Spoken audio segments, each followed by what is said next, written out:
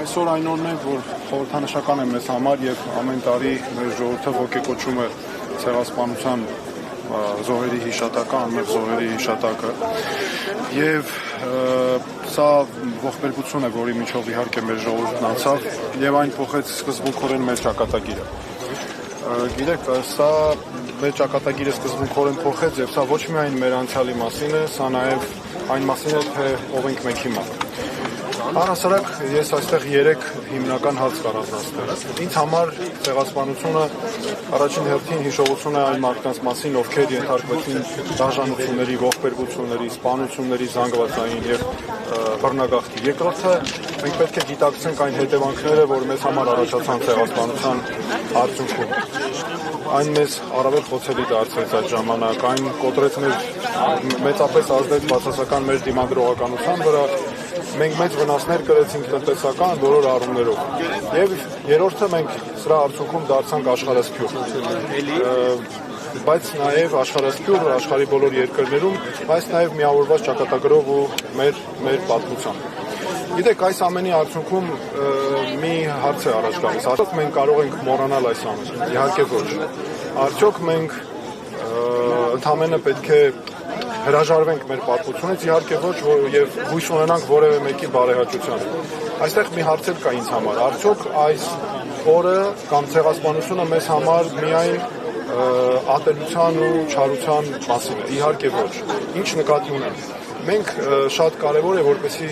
այս ամենը օգտագործենք, այս ամենը նկատի ունենանք եւ սա օգտագործվի, մենք օգտագործենք քաղաքականության մեջ եւ մեր երկրի ապագայի համար, մեր հանուն մեր երկրի ապագայի, որովհետեւ մենք չենք կարող որոշենք հանկարծ մոռանանք ու մեկ էլ հրաժարվենք, որովհետեւ մեր պատմությունը կգրեն մեր փոխարեն ուրիշները։ Այդ ժամանակ մենք ընդհանրապես կկորցնենք մեր անհատականությունը, կկորցնենք մեր ինքնությունը եւ իսկ երբ ուրիշները գրեցին մեր պատմությունը, վերաշարադրեցին, մենք կվերանանք այլևս աշխարհի երեսից։ Դրա համար ես այստեղ երկու բան կասեմ։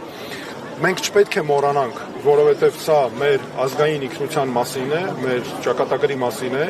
Երկրորդ, մենք պետք է հիշենք հանուն մեր ապագայի, հանուն այն նրա, որ մենք ավելի ուժեղ դարձնենք։ Դրա համար մենք կարևոր ենք համարում ցեղասպանության միջազգային հանցագործության կանխարգելման տեսանկյունից, որովհետև սա ոչ մեկ չի կարող ժխտել, այն գոյություն ունի եւ մենք պետք է հետապնդենք այս հարցը, պետությունը պետք է հետամուտ լինի, բայց մյուս կողմից ցեղասպանության ճանաչումը դարձնելով ոչ թե ինքնանպատակ հարց, այլ հանուն նրա, որ ամրացնի ել ավելի մեր պետության դիրքերը եւ մենք առավել ամուր կանգնած լինենք։ Պարոն Թաթյան, Փաշինյանն էլ ասում է չմոռանանք, բայց օրինակ պետք է հաջորդ օրն էլ խորոված Փարթյանենք, որովհետև քաղաքացու օրն է։ Ինքն էլ է ասում, չենք մոռանա։ Տեսեք, այստեղ սկզբունքային մոտեցումներ կա։ Եթե նա լիներ ազգային գործիչ, եթե նրա համար մեր ազգի շահերը լինեին կարևոր ու առաջնահերթ, միգուցե նման այդպես խորոված Փարթի անելը այդպես կարելի էր երևի ինչ-որ մի ձև թեևելի անարգանք կլիներ, բայց նա ակնհայտ է, որ այդ ամենը անում է ոչ ի նպաստ մեր երկրի շահերի, նա անում է, որովհետև որպեսզի արժանանա ադրբեջանական իշխանության բարեհաճությանը, թուրքական իշխանության բարեհաճությանը, որպեսզի հանդիպումների ժամանակ ուսին տնպաստեն գովեն, ասեն, այ լավ է այդ ամենը անում։ Նրան ասում են, օրինակ Ադրբեջանի նախագահ ասում է շարժվի աճ, շարժվում է աճ, ասում է թռի, ասում է ինչքան պետք է թռնեմ, 2 մետր թե 3 մետր թռնեմ։ Այդ պայմաններում խոսել մի բանի մասին, որ ցեղասպանությունը հիշենք, այն էլ հատուկ վերել մցրել են մի հատ էլ մեծ եղել տերմինը, ես կարծում եմ դա պատահական չի, դա մոռացության տալու, ժխտողականության քայլերից մեկն է մեր այն մարդու կողմից, ով զբաղեցնում է երկրի ղեկավարի պաշտոնը։ Հետևաբար ինձ համար այդ խոսքերը ընդամենը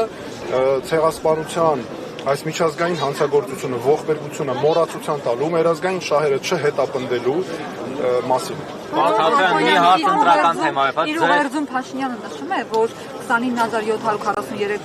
քառակուսի կիլոմետր մենք արդեն տարածք ունենք, համեմատում է Սինգապուրի հետ, որ Սևանի 2/3-ի չափով է տարածքը, բայց 5.5 միլիոն բնակչություն ունեն, մեր երկիրը թերբնակեցված է եւ սա ասում են ցեղասպանության ուղերձում, այսինքն այն կոնտեքստով, որ մենք տարածքային պահանջներ չպետք է ունենանք, արդյոք ցեղասպանությունը տարածքային պահանջների մասին։ Գիտեք, այս կեղծիքի աստիճանը այնքան տհաճ է արդեն։ Հələ բերեք հիշենք 2020 թվականից առաջ ինչ էր ասում։ Ասում էր 2050 թվականին մեր բնակչությունը պետք է լինի 5 միլիոն, իսկ հիմա 2050 թվականին վիճակագրական ժողովրդագրական տվյալներով միայն 24.4% եւ մոտավորապես 24.4% լինելու են տարեցներ։ Մեր բնակչության, մեր երկիրը շատ արագ ծերանում է։ 1.6, 1.8 ծնելիություն է արդեն ընտանիքներում։ Շուտով մեր ընտանիքները ընդամենը 1 երեխայից ավել այսպես շարունակվի չեն ցանկանալու ունենալ։ Առավել եւս մարդիկ ապահով ապագա չեն տեսնում։ Այդ պայմաններում թերբնակեցված ինչ է նշանակում, այսինքն դու 8 տարի լինես իշխանության խոսես քո երկրի թերբնակեցումից, հենա մենակ հաշվենք օրինակ ինչ որ մի հատ մարզ, ասենք դե լավ, բերեք այդ մարզով կակրած կոմպակտ կապրենք իրար հետ, էլի, բոլոր գնանք տեղափոխվենք այդ մարզի մեջ։ Այսինքն սա գիտեք ինչ է, նաև սեփական դե ասում է թերբնակեցված ենք, համեմատում է ուրիշ երկրների հետ, ասում է ավելի փոքր տարածքով, չէ՞, դե տրամաբանությունը ապրենք։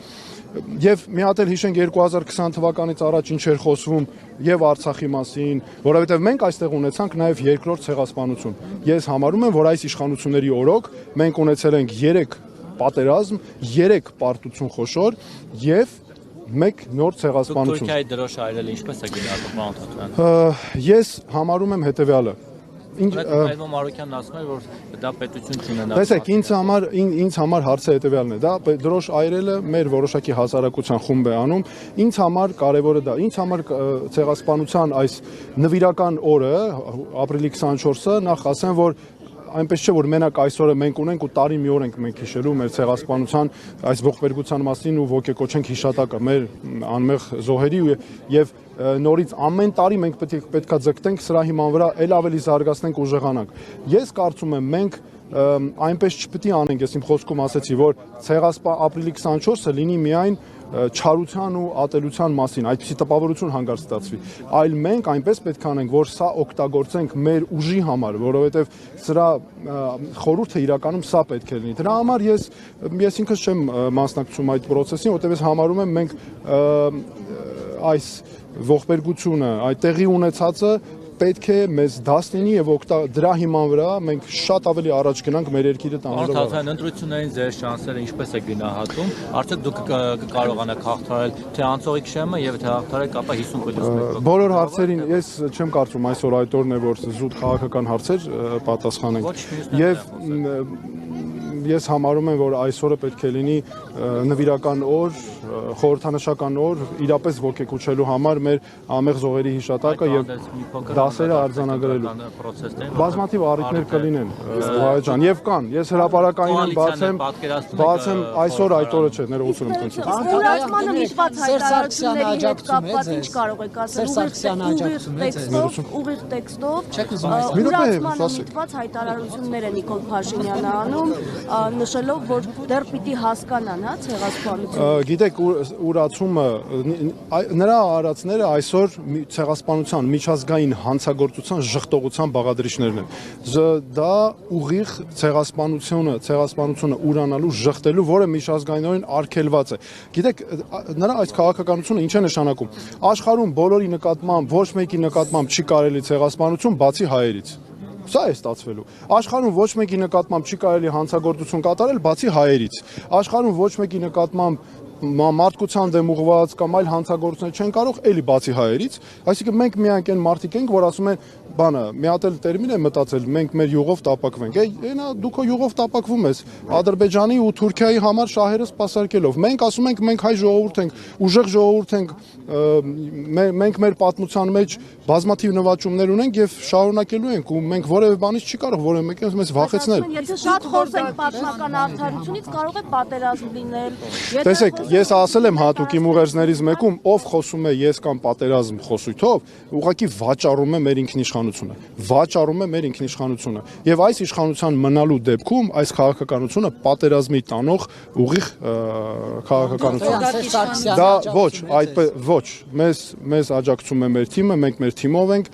մեր թիմով ենք այստեղ, միշտ էլ այդպես է, մենք ինքնուրույն ենք եւ այս մեր քաղաքական ուղերձները այն ինչ որ անում ենք մեր գործունեությունը ամբողջը ինքնուրույն Իսկ ով է ֆինանսավորում այդ դեպքում։ Այս հարցերի համար ես խոստանում եմ հիմա որ բացենք ով է ֆինանսավորում, որտեղ Միքայել Միրասյանի անունն են ասում։ Տեսեք, դուք Սերժ Սարգսյանի իրականության լսեք ասեմ ժողովուրդ ջան, եկեք մնանք այս թեմայի շրջանակում դրա հետ կապված բազմաթիվ առիթներ կան, ես հրապարակային եմ, այնինչ ասում ենք ճիշտ է։ Միլիոնավոր դոլարներ դժվար հավաքում։ Դրա մասին խոսենք մանրամասն։ Ոչ, այդպես չի։ Այդպես չի ժողովուրդ ջան, այսի չեք դուք ասում։ Թվերը քննարկենք ժողովուրդ ջան, մեր թիմակիցները երեք պատասխանել են ձեր հարցը, բայց թափանցիկ պատասխանել են։ Այս թեմայի մեջ ենք մնում այսօր։ Թաթարյան կներեք։ Դուք որ գաք իշխան Պարոն Թաթարյան ներողություն, դուք որ մարդու իրավունքների պաշտպանի պաշտոն եք զբաղեցնում այդ ժամանակահատվածում քաղբանտարկյալներ եղել են թե չէ։ Նարեկ ջան, մնում ենք այս թեմայի մեջ, խնդրում եմ։ Մնում ենք այս թեմայի մեջ։ Դրա մասին բազմաթիվ առիթներ, ես անդադ ասուլիսներ եմ տալիս, հարցազրույցներ եմ տալիս։ Այս օրից բացի ցանկացած օր։ Արցախում շարունակվեց ցեղասպանությունը, հայոց ցեղասպանությունը, ասում են շարունակվեց Արցախում էթնիկ զտումները, նաև ցեղասպանական գործողություններ էին։ Հիմա տեսնում ենք, որ իշխանությունները այս հարցի շուրջել են այսպես լռություն պահպանում խորհրդավոր եւ հավանական է նաև այո այդ միջազգային հայցերի հետ կապված թեման աղմկահարույց նոր թափավակի վերընտրվելու դեպքում։ Դուք ինչպես եք տեսնում հեռանկարը, էլի դատապարտման Արցախում կատարվածի։ Եվ ձեր քաղաքում Արցախում մենք գնահատականը տվել ենք արդեն, որ էթնիկ զտումներ ու նաև նոր ցեղասպանություն է բերել այս իշխանությունը մեր ժողովրդի գլխին եւ հայոց պատմության մեջ երբեք չի եղել, որ Արցախում հայ չապրի։ Հակառակը Արցախն ու Սյունիքը եղել են այն մեր պատմական հայրենիքի մասերը, այն մեր հայրենիքի առասարակ եւ պատմությամբ, երբ ամենաշատն են հայեր եղել։ Իսկ ինչ վերաբերում է միջազգային հայցերի, դա մեր իրավունքների պաշտպանության համար է ժողովուրդ ջան, այսօր տպավորություն է, որ մենք բան ենք անում, տես բարեհաճությունների մեջ ենք ընկել,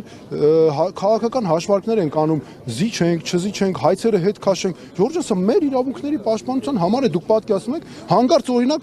որևէ օրինակ արդարադատության միջազգային դատանը վերցնենք։ Այդտեղ քաղաքացիները դիմելու իրավունք չունեն։ Այդտեղ միայն դիմում են պետությունները եւ ուրիշ նաեւ այնտեղ միջազգային ուրիշ մեխանիզմ էլ կա, բայց հիմա դուք պատկերացեք մեր պետությունը հետ է վերցնում, ինքը զրկում է մեզ բոլորիս մեր իրավունքների պաշտպանության հնարավորությունից, հետո ումից գնանք ինչ ուզենք, առավել եւս մենք այդտեղ ունենք ֆիքսած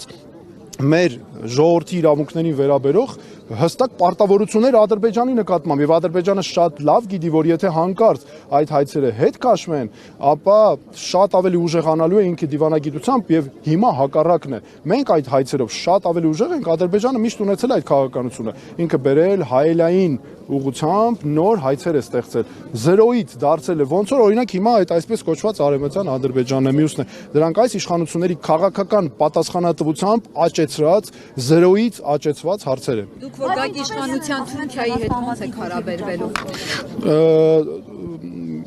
Մենք ցեղասպանության հետ կապված հարցերը, որ ես նշեցի, իհարկե այսպես էլ առաջ ենք տանելու,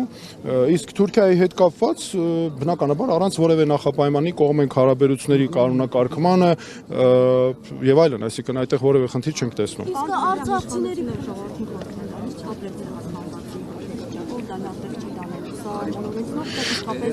Նրանց քաղաքականությունն է, որ տանում է, ապրեցնում է միշտ այդ ցեղասպանվածի հոգեվիճակի մեջ է պահում, զիջել, անընդհատ, վախերի մեջ ապրել, չզարգանալ, այսօր այնպես են դարձել, հանկարծ խոսում ես մեր ուժեղանալու մասին, ասում են վայ բա պատերազմ կլինի, խոսում ես բանակը ուժեղացնելու մասին, ասում են վայ բա պատերազմ կլինի։ Այս ժողովուրդ ջան, եթե մենք մեզ չուժեղացնենք, մենք ուժով չլինենք, բանակը չուժեղացնենք, մեր անվտանգության համակարգը ոչ ման չենք ունենա, եկեք հələ վերցենք Երասխի դեպքը, ակնհայտ դեպք, Երասխում ուզում էին գործարան կառուցել, չէ՞։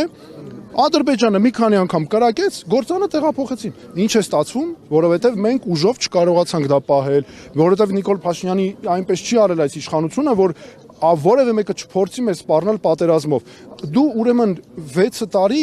տեսեք ինչու եմ ես 6 տարի անընդհատ շեշտում, շատ ավելի քան ժամանակահատված է, քան առաջին եւ երկրորդ համաշխարհային պատերազմների միջև։ Դու ուրեմն այսքան ժամանակ ունենաս, քո անվտանգության համակարգը չզարգացնես,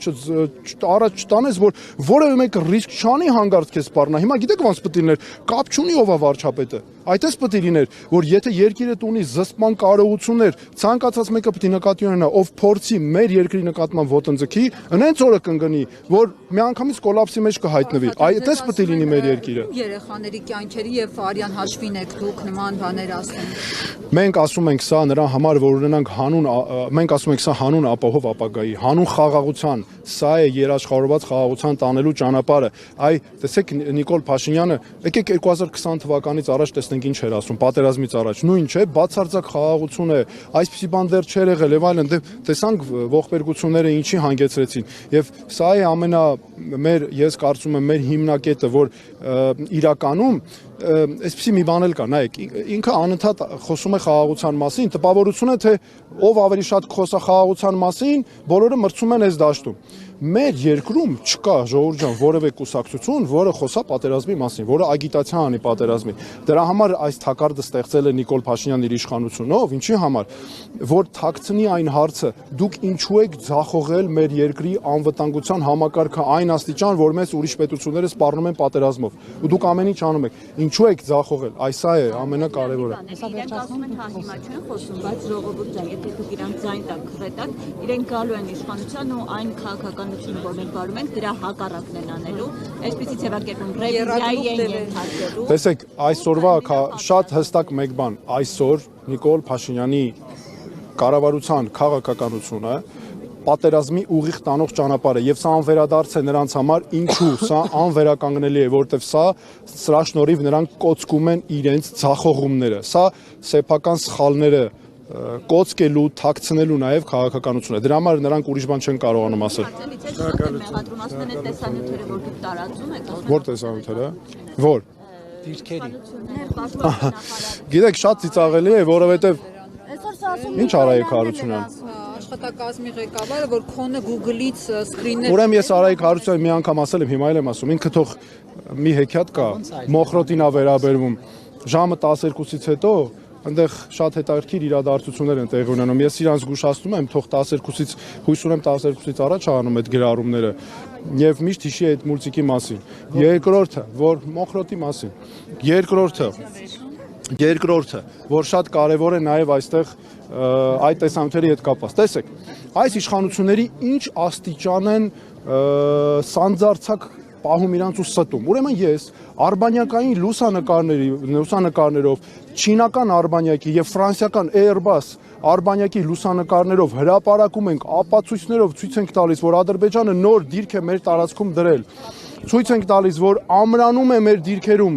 ճանապարհները մարտավարական օպերատիվ կառուցում, իրենց դիրք կոմունիկացիաներն են ավելացնում, ասում է դա Google քարտեզ է։ Դու մեր ժողովրդին տեսեք ոնց են խափում, Google քարտեզը ինչպես է ձևավորվում։ Արբանյակային լուսանկարների հիման վրա Google քարտեզը վերցնում է նկարները այդտեղից։ Այսինքն օրինակ հիմա դուք մտնեք Google քարտեզ, դուք թարմացած հիմա չեք տեսնի տեղեկություններ, որովհետև դրա հիման վրա է ձևավորվում։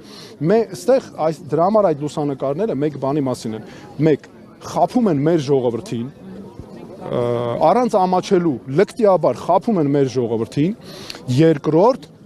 տարածք են կորցրել։ Մենք դրանով ապացուցեցինք շատ կարևոր մի բան։ Նիկոլ Փաշինյանի իշխանությունը 2020 թվականից հետո ամեն տարի տարածք է կորցրել։ 2020-ին կորցրել է, 21-ին կորցրել է, 22-ին, 23-ին, 24-ին, 25-ին կորցրել է տարածք։ Նրանք անընդհատ խափում էին, մենք դա ապացուցեցինք արբանյակային լուսանկարներով։ Սա արդեն բավարար է։ Այսօր Սասուն Միքայելյանն ասում է, որ իրենք այդտեղ հերթապահություն իրականացնում են եւ այդպիսի բան չկա։ Գիտեք, բոլորը արբանյակային լուսանկարներից ավել բան կարող է լինել, այ ժողովուրդ ջան։ Եվ նորից եմ ասում, այստեղ երկու բան կա՝ սուտ ասել եւ նաեւ տարած կորցնել։ Սա այս երկու հիմնական բանն է։